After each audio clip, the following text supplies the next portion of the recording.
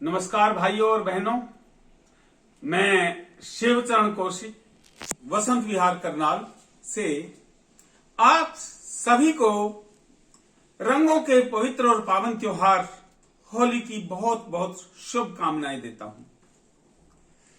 होली का त्योहार Bharat, Nepal, Myanmar, Pakistan, Sri Lanka, Mauritius, USA और अनेक देशों में मनाया जाता है।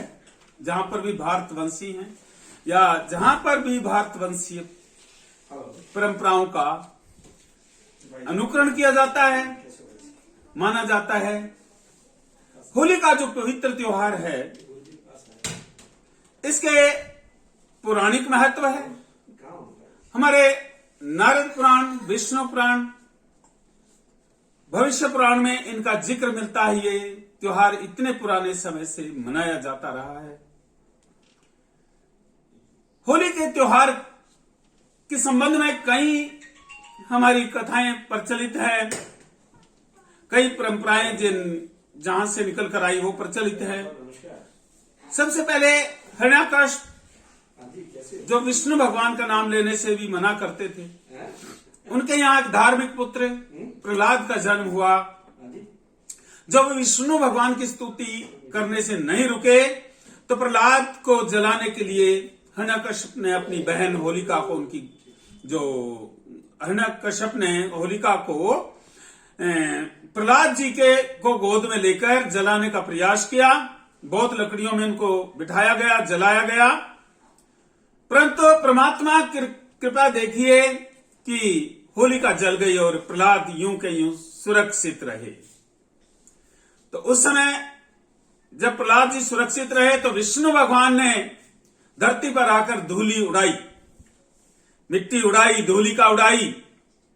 तभी से इस त्योहार को दुल्हनडी, धूल को उड़ाने के त्योहार के रूप में मनाया जाता है।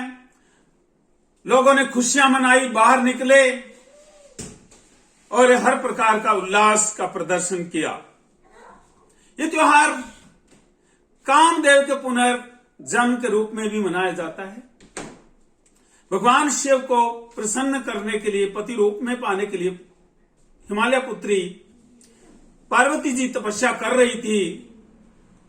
उस तपस्या में लीन पार्वती जी को देखकर कामदेव जी उनको उन पर दया आई और शिवजी महाराज की तपस्या को भंग करने के लिए कामदेव ने अपना बाण छोड़ा तो शिवजी महाराज की तीसरा नेत्र खुल गया, जिससे कामदेव जी भस्म हो गए।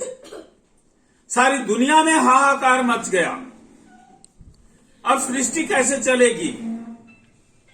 इस अंतराल में शिवजी महाराज ने पार्वती जी को तो देखा, उनसे शादी भी की, परंतु कामदेव की भस्म होने के कारण सृष्टि का जो आगे बढ़ाने का चक्कर वो रुक गया।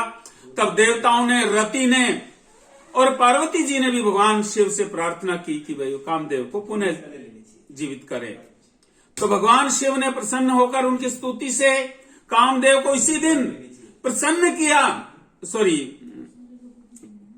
पुनर्उत्पन्न किया और देवताओं ने रंगों और फूलों की बारिश की। और उसी दिन से ये त्योहार, उस दिन को याद करके भी भिन्न भिन्न रंगों के त्योहार के रूप में मनाया जाता है। इसी से संबंधित एक कथा, श्री कृष्ण भगवान जी कालिया नाग के जहर के प्रभाव से उनका रंग काला पड़ गया।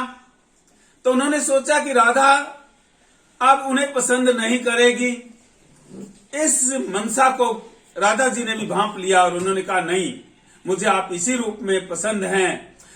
और उनको सुंदर बनाने के लिए भिन्न भिन्न रंगों को श्री कृष्ण भगवान जी के ऊपर लेपित कर दिया था। और तो उस परंपरा, उस चीज को याद करके भी ये त्योहार रंगों के त्योहार के रूप में मनाया जाता है।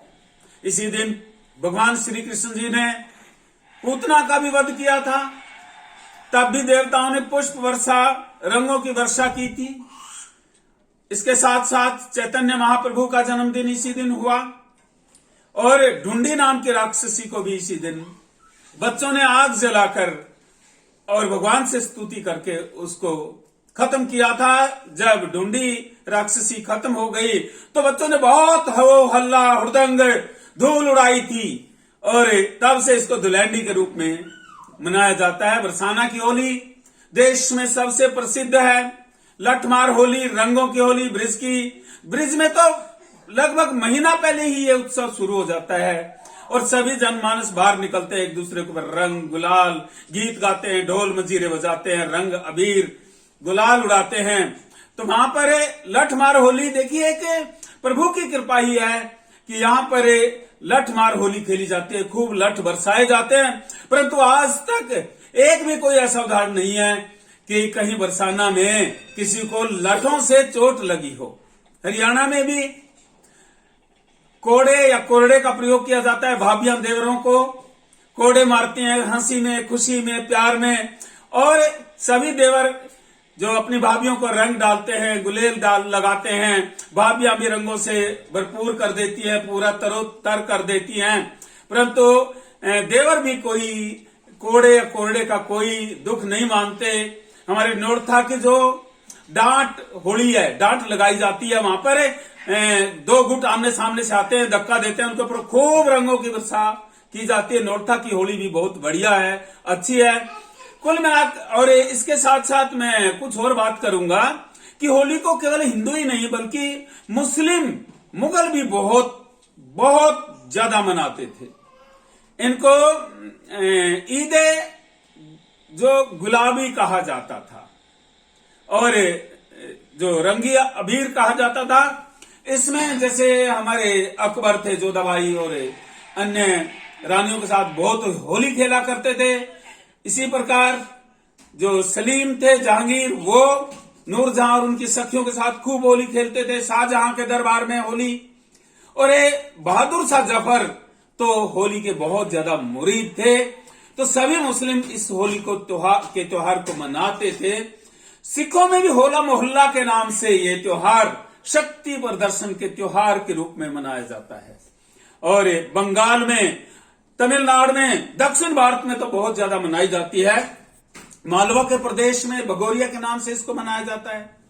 क्या है कि वहां पर आदिवासी जो लड़के और लड़कियां इकट्ठे होते हैं, उनमें लड़के लड़कियों को गुलाल लगाते हैं। अगर लड़की बदले में गुलाल लगा देती है तो समझो उनका समझौता माना जाता है, लड़का लड़की को भगा ले जाता है और आने के पश्चात उनकी शादी कर दी जाती है।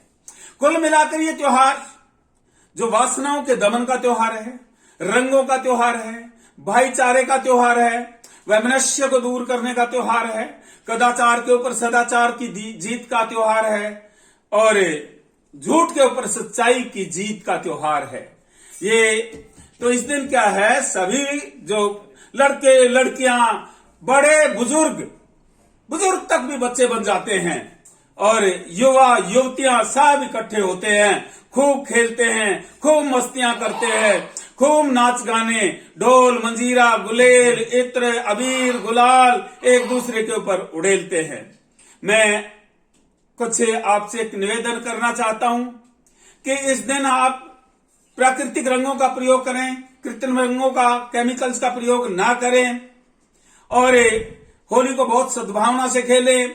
आप पूरे अपने बदन को कपड़ों से ढकें, और हो सके तो बदन के ऊपर तेल लगा लें, ताकि केमिकल युक्त अगर रंग कोई डालता है तो उनका दुष्प्रभाव ना पड़े अपने। और आप होली खेलते समय निवेदन है, प्रार्थना है कि आंखों में ना जाने दे गुलेल रंग को, गुलाल या रंग को नाकों में ना जाने दे, कानों में ना जाने दे, और बड़े प्यार से, सौहार्द से और एक विशुद्ध प्रेम के प्रतीक के रूप में इस त्योहार को खेलें। इस दिन लोग कुछ नशा भी करते हैं, नशा ना करें, शराब ना पिए, भाईचारे को विकसित करें। भाईचारे के पुनर्जागरण के इस त्योहार की मैं पुनः आपको बधाइयां देता हूं, शुभकामनाएं। भगवान आपके ऊपर कृपा हमेशा बनाए रहे। धन्यवाद।